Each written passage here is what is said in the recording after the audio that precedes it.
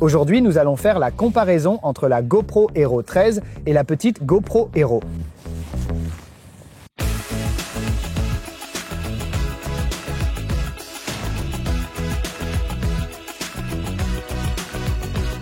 La GoPro Hero 13 et la GoPro Hero présentent certaines similitudes, mais comme vous l'avez vu, il y a aussi de nombreuses différences. Tout d'abord, vu de l'extérieur, il y a une différence notable entre ces deux versions. Il y a aussi des différences à l'intérieur, mais on va d'abord s'arrêter sur l'extérieur. Ensuite, je verrai ce que chaque caméra peut faire séparément pour chaque pièce, en faisant la comparaison des capacités de chacune. Je souhaite commencer par analyser l'extérieur de ces deux caméras, car comme vous pouvez le constater, il y a tout de même une grande différence entre les deux. Lorsqu'on regarde la GoPro Hero, on constate directement qu'elle est très petite. Cela signifie également qu'elle est très légère. En effet, elle ne pèse que 86 grammes au total. La GoPro Hero 13, elle, pèse 159 grammes. Franchement, ce n'est pas très lourd non plus. Mais la GoPro Hero a quand même réussi à être plus légère. De plus, on voit que toutes les dimensions de la GoPro Hero sont plus petites. En conclusion, elle est donc un peu plus compacte. C'est l'une des caractéristiques uniques de cette petite Hero. Comme vous pouvez le voir en les regardant l'une à côté de l'autre, l'objectif, et donc aussi le capteur de cette GoPro 13, sont un peu plus grands que ceux de la GoPro Hero. C'est un capteur de 1,9 pouces, donc ce n'est pas ce capteur de 1 pouce que certains auraient voulu retrouver. Cependant, cela reste un excellent capteur en termes de qualité. Si on regarde les différences de la face avant des deux caméras, contrairement à la Hero, sur la GoPro 13, on retrouve l'écran. Très utile pour le vlogging, ou lorsque la caméra était montée quelque part par exemple, afin de visualiser facilement son image. La Hero ne possède pas ce petit écran. C'est ce qui lui permet de rester petite et compacte. Si on regarde à l'arrière, on voit sur les deux caméras un écran. Il est un peu plus petit sur la Hero afin de pouvoir conserver sa petite taille. Ce sont des écrans tactiles pour contrôler la caméra, sympa et réactif. Si on regarde les côtés des caméras, on y retrouve les couvertures habituelles. Lorsqu'on ouvre la GoPro 13, on peut voir qu'elle est équipée d'une batterie. Attention, il s'agit d'une nouvelle sorte de batterie. Gardez donc ça en tête si vous possédez déjà une GoPro entre 9 et 12. Regardez, ces batteries sont différentes des anciens modèles. On ne peut donc pas les échanger. Elles sont toutefois interchangeables avec la Hero 13. Bon à savoir, la nouvelle batterie devrait se charger 2 fois plus vite que les anciennes batteries. Je l'ai chargée. C'est allé vite, mais je n'ai pas testé si c'était vraiment 2 fois plus rapide. Mais si c'est vrai, c'est une bonne chose. Lorsqu'on regarde la GoPro Hero et qu'on ouvre le capot, comme on le voit directement, elle ne contient pas de batterie interchangeable, donc il faudra la charger via USB-C. C'est une batterie enduro. Elle tiendra donc environ 155 minutes en fonction enregistrement. C'est tout de même impressionnant comme capacité pour une si petite caméra. Pensez à toujours avoir sur vous une batterie externe pour la recharger dès que nécessaire. Les deux objectifs peuvent être remplacés. L'objectif de la Hero 13, j'en parlerai plus tard. L'objectif de la Hero peut également être remplacé, mais n'est pas compatible avec d'autres accessoires d'objectifs. Gardez cela à l'esprit. La dernière face que je souhaite regarder est la face inférieure. Elle est évidemment équipée des célèbres pieds de montage GoPro. Avec cette Hero, c'est tout ce qu'il y a là-dessous. Sous la Hero 13, nous retrouvons également les pieds, bien sûr. En outre, on y retrouve le tout nouveau système de montage magnétique. Il existe en effet un nouvel accessoire pour monter la GoPro magnétiquement, en plus du reste. Comme vous le voyez, on a également toujours ce fil pour pouvoir mettre la GoPro directement sur un trépied.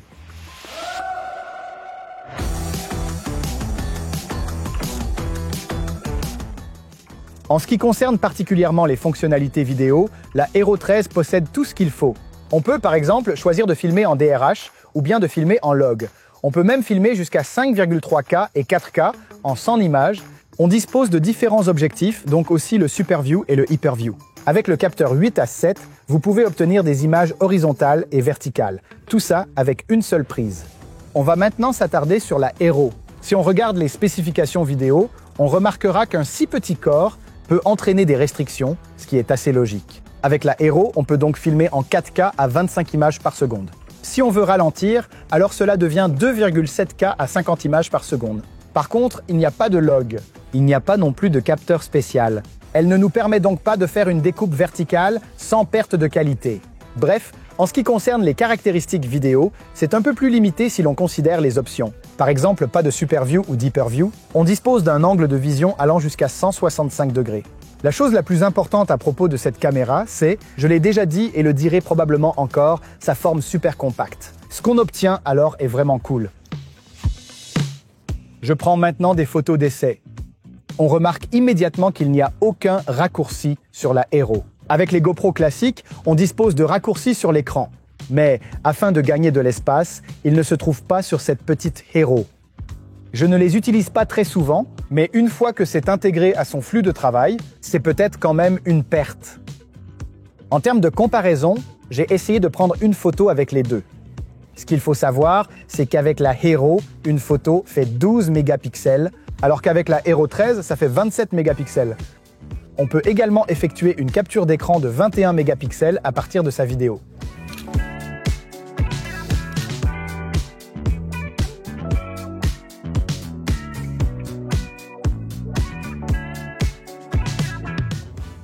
Alors, j'aurais aimé faire un time-lapse des bateaux qui passent sur ce fleuve, mais la Hero n'a pas cette fonctionnalité particulière. Il est important de s'en souvenir.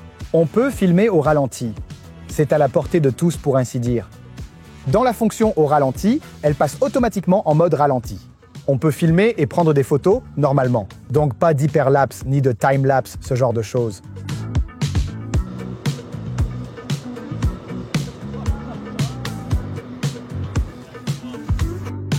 Ok Marc, je vais faire une vidéo d'essai.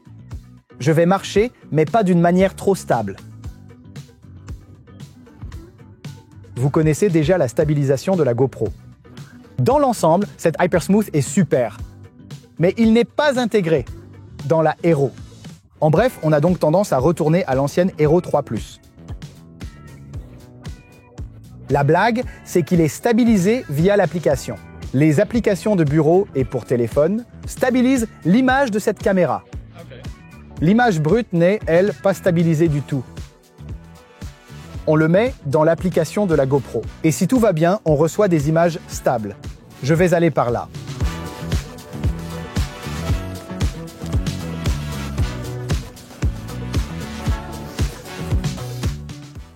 La stabilisation augmente le risque de surchauffe lors d'enregistrements longs. La GoPro a donc choisi d'ajouter une stabilisation externe via les applications utilisant les données du gyroscope. La fonction Horizon Leveling n'est pas encore disponible. Cela pourrait venir avec une mise à jour.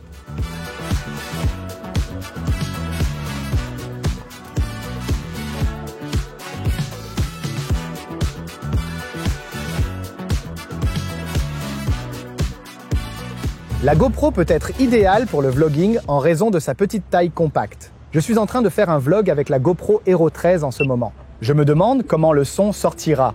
Je n'ai aucun autre accessoire d'enregistrement de vlog actuellement, ou quoi que ce soit. Donc ce qu'on entend, c'est vraiment le son qu'on obtient naturellement, pris directement avec la caméra. Ensuite, il y a cette petite caméra compacte, la petite GoPro Hero. Si cela peut être une belle petite caméra pour le vlog, alors bien sûr, ce serait vraiment cool de la voir. Il s'agit également du son de la caméra elle-même. Elle filme en 4K à 25 images. Celle-ci, la GoPro Hero 13, filme donc en 5,3K à 25 images mises en log. Pas celle-ci, car elle n'a pas de log. Mais dites-moi ce que vous en pensez. Je me demande à quel point le son est différent entre les deux caméras. Ça va encore, Marc ?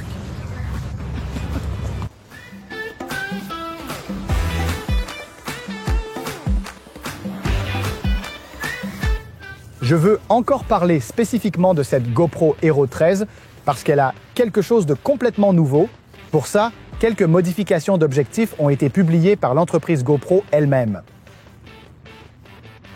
Par exemple, il y a le macro lens, le wide angle lens et de divers filtres ND. Il y aura même une lentille anamorphique. L'avantage de ces objectifs, c'est qu'ils sont intelligents.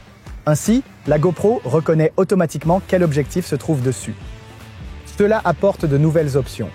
Allons le tester. Commençons par le wide angle. C'est ma première expérience avec l'objectif grand angle. Marc, je te vois. Tu es en pleine vue maintenant. Tu te trouves à côté de moi. C'est bizarre. Tu es en face de moi et en pleine vue. C'est marrant, avec cet objectif grand angle, on bénéficie de fonctionnalités supplémentaires avec cet objectif. Il disposait déjà de très grands angles de vue avec l'Hyperview et le Superview. Mais avec ce Lens Mode, on obtient en plus de ça l'Ultra Superview et l'Ultra Hyperview. Et ça, ce n'est pas négligeable. Comme vous voyez, mes jambes sont entièrement comprises sur l'image. C'est un objectif bizarre, équivalent à 12 mm si j'ai bonne mémoire. Marc, tu es grand, mais c'est facile pour te mettre sur l'écran. Ces caméras d'action ont toujours des objectifs avec des angles très larges, mais ceci est vraiment une image très aliénante.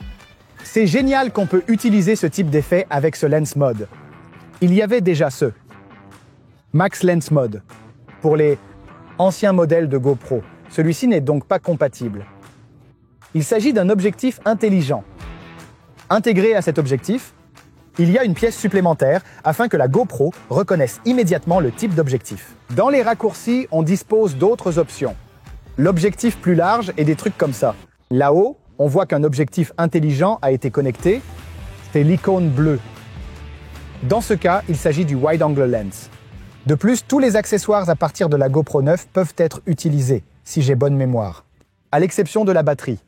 C'est donc quelque chose de bon à garder en mémoire. Qu'en penses-tu, Marc? Testons la macro maintenant? Ça me semble bien. OK.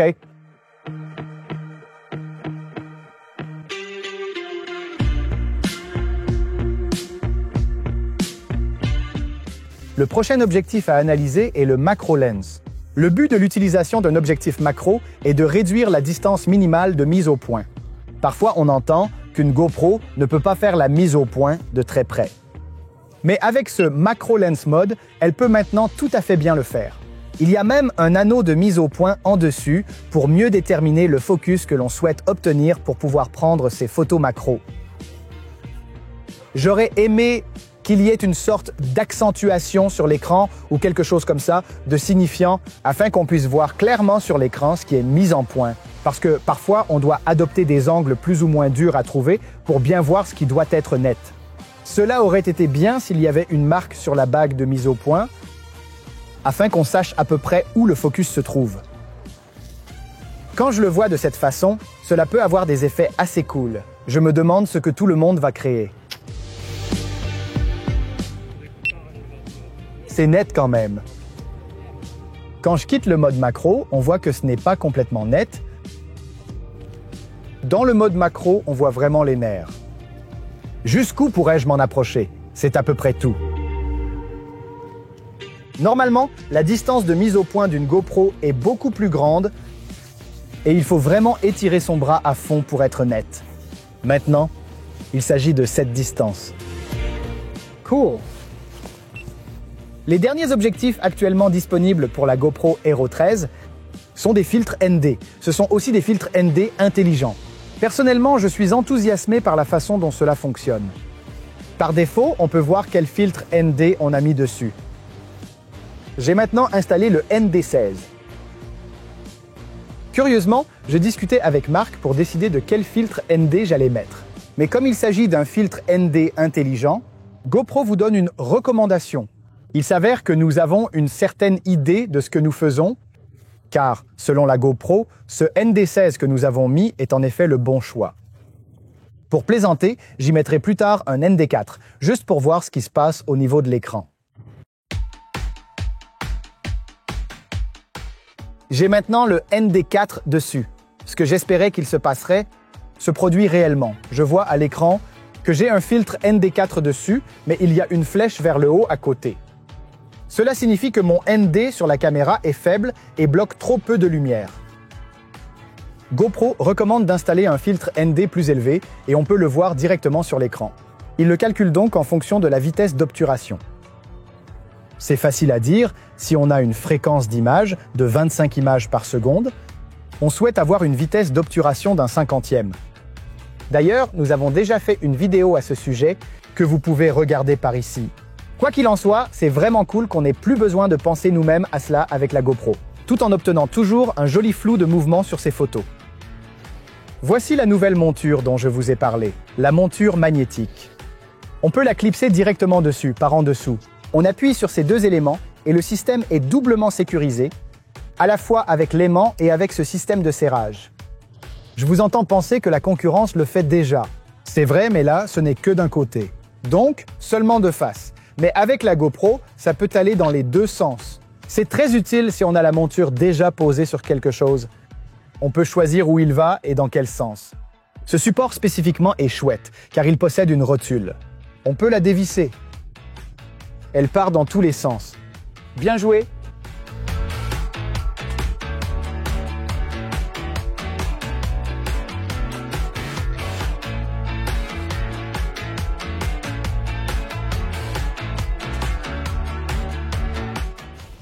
La GoPro 13 propose encore plus de fonctionnalités.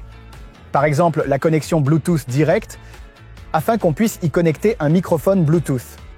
Le GPS est de retour.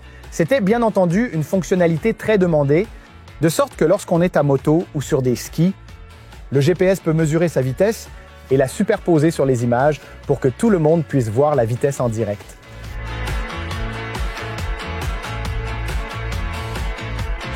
Nous venons de tester les images au ralenti.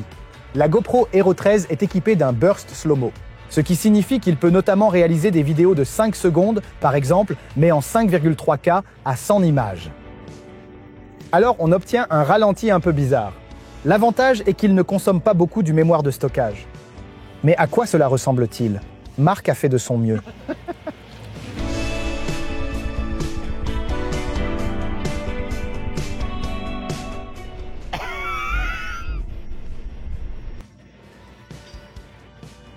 Alors regarde, il y repart. Attention. Il ne faut pas l'inclure.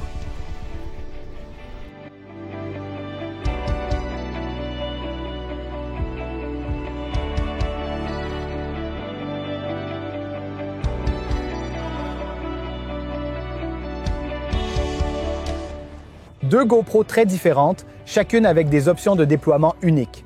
Honnêtement, si vous voulez profiter du meilleur de ce que la GoPro a à offrir, vous devriez opter pour la 13. Non seulement elle contient tous les derniers gadgets, a le capteur le plus récent et elle a la meilleure qualité d'image qu'on peut actuellement espérer obtenir avec une GoPro.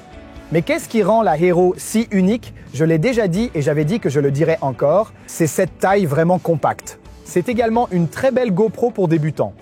Tout fonctionne automatiquement. Par exemple, il n'y a pas de log, afin qu'on puisse utiliser l'image directement depuis l'appareil photo. C'est vraiment pour ça que je l'utiliserai. Donc, si vous voulez vraiment une caméra compacte très petite et légère, ou vous voulez une GoPro qui s'allume et qui est prête à prendre des photos, la Hero est faite pour vous. Si vous recherchez la combinaison d'une caméra compacte, mais avec ses fonctionnalités pro uniques, alors choisissez la GoPro 11 mini. Voici notre comparaison entre la GoPro Hero et la GoPro Hero 13. Si vous voulez savoir pourquoi vous devriez utiliser une caméra d'action tout court, nous avons réalisé une vidéo là-dessus avec 5 raisons. Vous pouvez la regarder là-bas. Avez-vous tiré quelque chose de cette vidéo? Aimez, abonnez-vous et à la prochaine fois.